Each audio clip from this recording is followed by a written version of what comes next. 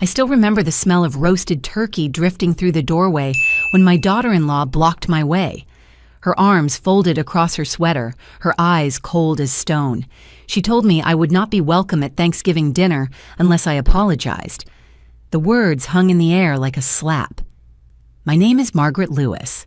I am 76 years old, a retired high school teacher who once believed that family meant loyalty, sacrifice, and a place at the table no matter what. Yet there I stood, clutching a warm pumpkin pie I had baked with trembling hands, told that I was not wanted in my own son's home. For a moment, I thought maybe Daniel, my only son, would step forward. He was inside arranging chairs, adjusting silverware, as though that was the most urgent task in the world. I waited for him to look at me to say something, anything that proved I still mattered. But he kept his head bowed, silent, a shadow of the boy I once stayed up with on nights when fever shook his body. His silence stung worse than Cheryl's sharp voice. I asked quietly, "Daniel, are you really going to let this happen?" He did not even raise his eyes. The laughter from inside the house swelled, clinking glasses, children shouting the warm chorus of family life I had built my whole world around.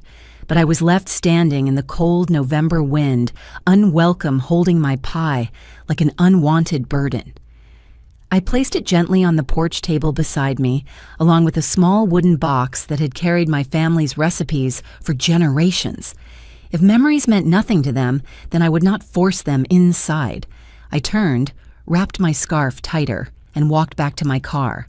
Their voices followed me only as muffled echoes, and each step down the path felt heavier than the last. That was the moment I knew something inside me had broken and something else had awakened. I would not beg for a place at their table. If they believed I was powerless, they were about to discover just how wrong they were. The car door felt heavier than usual as I pulled it open and lowered myself into the driver's seat. My hands shook so badly I could barely fit the key into the ignition. For a moment, I just sat there staring at the pie I had left behind the wooden box of recipes resting on the porch like forgotten relics. My breath clouded the windshield as the November wind rattled through the trees. I whispered to myself, "So this is what family means now." The words felt foreign, bitter, a taste I could not swallow. Driving home through the dark streets, my mind betrayed me with memories I had tried to bury. It was not the first time Daniel had looked at me with silent desperation. Years ago, back in 2009, the economy had collapsed, and so had his pride. I still remember the night he sat at my kitchen table, his hands trembling, his face pale. "Mom, I'm losing everything," he had whispered. "If the bank takes the house, Cheryl will never forgive me." I had worked nearly 40 years as a teacher, stretching paychecks, grading papers until my fingers ached. My retirement fund was supposed to be my safety. But when I saw him crumbling, I thought only of saving my son. The bank suggested joint accounts, a way to make things easier if something happened to me. I signed my name beside his, believing I was giving him a lifeline, not handing him a weapon. He squeezed my hand that day, tears in his eyes. "You saved us, Mom." Gratitude faded. Entitlement grew. Over the years, Cheryl's voice grew sharper, Daniel's silence heavier. Tonight, that silence had sealed my exile. By the time I pulled into my driveway, I could feel the weight of what I had done years ago pressing down on me. I had given them access not just to my savings, but to my trust. And now, standing alone in my quiet kitchen, I understood something that chilled me more than the November air outside. Trust once broken is no longer shelter. It becomes a blade. And that blade was already pressing against my throat. The house greeted me with silence when I stepped inside, the kind of silence that seeps into your bones. I hung my scarf on the chair and set a small pot of soup on the stove, something I had prepared that morning just in case. That phrase struck me now sharp and ironic. Just in case my family turned me away, I ladled the soup into a bowl, the steam rising faintly, and carried it to the kitchen table. Across town, I imagined the glow of chandeliers over Daniel's table, laughter spilling across plates heavy with turkey and cranberry sauce. The contrast cut like glass. Here I sat alone spooning lentil soup in a room that felt colder than ever. The answering machine blinked with messages. I pressed play, and the voices filled the room. Margaret from next door wished me a happy Thanksgiving. Another neighbor invited me to visit if I was lonely. Then came the polite monotone of the pharmacy reminding me about a prescription. Their words skimmed across me like pebbles on water, polite, even kind, but none of them could fill the hollow where my son's voice should have been. My spoon clattered against the bowl. I covered my face with both hands, letting the steam sting my cheeks. For a long moment, I sat there wondering how love could sour so completely. Then, almost without thinking, I rose and walked to the desk where I kept my old documents. My hands dug through envelopes until they found the folder marked Accounts. The papers spread across the table in a fan of ink and signatures. My name, Daniel's name. Every line tied us together in ways that now felt suffocating. I remembered the banker's voice years ago. Either party may withdraw funds at any time. Back then, it had been a formality. Tonight, it was a warning I had ignored. I pressed my palms flat against the papers. Betrayal had stripped me raw, but in the hollow ache there was something harder forming resolve. If they saw me as nothing more than a name on paper, then maybe it was time I showed them how wrong they were. While I sat alone in my kitchen that night, someone else in that bright house across town had been watching. Emily, my 19-year-old granddaughter, had stood frozen in the hallway when Cheryl shut me out. From her angle, she saw the pie in my hands, the wooden box tucked beneath my arm, and the way my shoulders trembled as I walked away. She wanted to call after me, but fear glued her tongue to the roof of her mouth. Dinner went on, as if nothing had happened. Plates clattered, wine was poured, and football played loudly on the television. Emily sat at the far end of the table, her fork unmoving. She watched her father lean close to Cheryl, whispering about a property near Lake Erie they hoped to buy. Her mother's phone screen glowed with an email, opened the subject line, bold, an unmistakable trust transfer schedule. Emily's stomach turned. She had heard whispers before, phrases like "our money" or "when the trust clears," but seeing it written out made her blood run cold. She stabbed at her food to keep her hands from shaking. Inside her head, one thought beat like a drum. They treat Grandma's savings as if it already belongs to them. Later, while the others carried dishes to the sink, Emily slipped into the study. Her pulse hammered as she clicked through her mother's inbox. Emails from brokers, lawyers, realtors, all speaking in the same confident tone, congratulating them on funds that were not theirs. One line in particular burned into her mind. Once the accounts are reallocated, you'll be positioned for the Lake Erie purchase. She covered her mouth, fighting the urge to scream. They weren't just planning for the future, they were circling her grandmother's life like vultures ready to strike. A floorboard creaked. Emily shut the laptop in panic, pressing her back against the desk as Cheryl's footsteps passed by. When the hallway fell silent again, she gathered the courage to print several emails and hide them inside her jacket. That night, lying awake in her room, Emily made her decision. She could not stay quiet anymore. Tomorrow, she would go to me. The morning after Thanksgiving, the air was sharp with frost, the kind that coated the windows and bit at your fingers even through gloves. I was still in my robe nursing a cup of black coffee when a hesitant knock echoed on my front door. I pulled the curtain back and saw Emily standing there, her coat too thin for the chill, her face pale and frightened. She clutched a folder against her chest as if it were armor. "Grandma," she whispered when I opened the door. I had to come. "I can't keep this to myself." I guided her inside, set a kettle on the stove, and waited. Her hands trembled as she slid the folder across the table. Inside were printed emails fresh from the night before. My heart hammered as I read Cheryl's messages to Daniel. "We need to move fast before she notices. Once the transfer is complete, we'll have enough for the Lake Erie house." Another email from a broker congratulated them on securing funds that were still legally mine. The blood rushed to my face, but not from weakness. It was fury, raw and cleansing. I looked up to see Emily's eyes brimming with tears. "I couldn't just stand by," she whispered. "They talk about your money like it's already theirs, like you don't even matter." I reached across the table, covering her shaking hands with mine.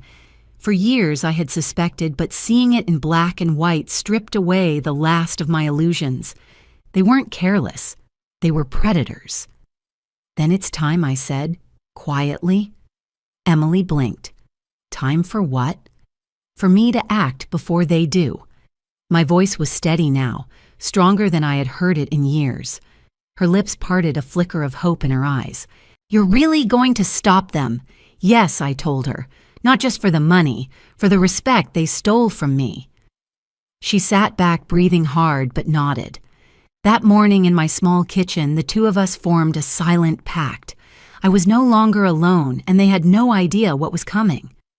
That night, long after Emily had gone home, I sat at my dining table with papers spread out like a battlefield map. The lamp cast a circle of light over account statements, trust documents, and insurance forms that had collected dust for years. I traced my finger over the signatures, my name bound to Daniel's in ink that now felt more like shackles. I remembered the banker's polite warning when I first signed, "Both parties have equal rights. Either one may withdraw at any time." At the time, I had brushed it off as a formality. Tonight those words felt like a prophecy I had foolishly ignored. Emily came back the next day carrying her backpack instead of a folder and sat across from me with a determined expression. She didn't scroll her phone or hide behind small talk. She just watched me sort the papers. "Grandma," she asked softly, "do you really have to go through all of this? It looks so complicated." "Complicated is better than helpless," I told her. "Paperwork may look boring, but it can decide who controls a life. And mine is still mine to control." Her eyes glistened with something between fear and admiration. I clipped the documents into neat stacks, each one representing a piece of ground I had to reclaim. The joint accounts, I murmured almost to myself, those need to be separated. The trust, I can change trustees if it's being abused. Insurance policies must list people I actually trust. Emily leaned forward. "So you can undo it? You can really take it back?" "Yes," I said firmly, "but only if I act before they do." For the first time in years, I felt the scales tipping in my favor. Emily smiled faintly. "I'm glad you're doing this. They don't deserve it, and I'm learning from you." I reached across and squeezed her hand. "Then promise me something. Never let anyone sign your life away for you, not even if they call it love." She nodded, and for a moment the room felt lighter. The chains I had carried for so long were beginning to loosen. Black Friday morning arrived with a cold so sharp it stung my cheeks as I walked from the parking lot into the glass doors of First Midwest Bank. Shoppers rushed past me with bags and chatter about sales, but my purpose had nothing to do with bargains. My leather folder, heavy in my arms, carried every piece of my future. The receptionist greeted me with a polite smile. "Good morning, ma'am. How can we help you today? I need to see a senior banker," I said firmly. "This morning, if possible." Minutes later, I was seated in a small office with glass walls facing a man in a navy suit whose nameplate read David Clark. He offered a professional smile, but I leaned forward before he could begin his script. "Mr. Clark, I'm here to close every joint account that bears my name alongside Daniel Lewis. I want all funds transferred into a new trust account, effective immediately. The sole beneficiary will be Emily Lewis, my granddaughter." His eyebrows lifted slightly, but he did not flinch. "All right, Mrs. Lewis. May I see your documents?" I spread the folder across the desk like evidence in a trial. Bank statements, IDs, notarized papers, all laid out in perfect order. For once, my hands didn't shake. "You understand," he said carefully, "that joint accounts allow either party to withdraw without the other's permission. To separate them, we'll need to close them entirely. Since you're here first, we can process your portion without delay." "That's exactly why I came now," I answered.